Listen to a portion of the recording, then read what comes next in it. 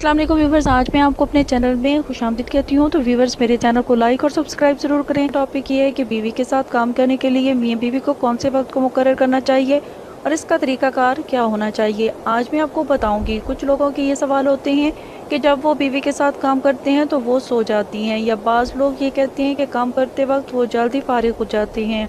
और लोगों के इस तरह के बहुत ही अजीब सवाल होते हैं। तो व्यूवर्स, होता क्या है, मियाँ बीवी कमरे में गए, दरवाज़ा बंद किया और मर्द हजरात जो हैं बीवी को कहती हैं कि चले काम कर लेते हैं और फारिग हो जाते हैं। इस तरीके में ना वो खुद सेटिस्फाइड होते हैं और ना ही उनकी बीवी उनसे मुतमईन होती है। दोनों तरफ से काम करने की ख्वाहिश पूरी नहीं हो पाती।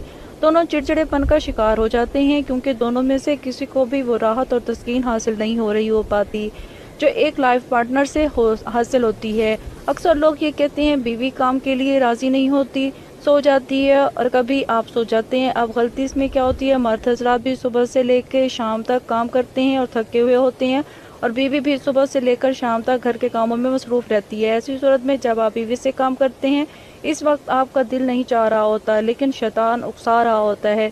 इस तरह ना आप खुद इंजॉय कर पाते हैं और ना ही आपकी बीवी इंजॉय करती है। तो इसलिए इस काम के लिए बेहतरीन वक्त सुबह फजर की नमाज से पहले काम करें। इस वक्त आप भी फ्रेश होंगे और आपकी बीवी भी फ्रेश होगी। काम से फारिग होकर गुस्ल जनाबत करें और फिर सुबह की नमाज अदा करें।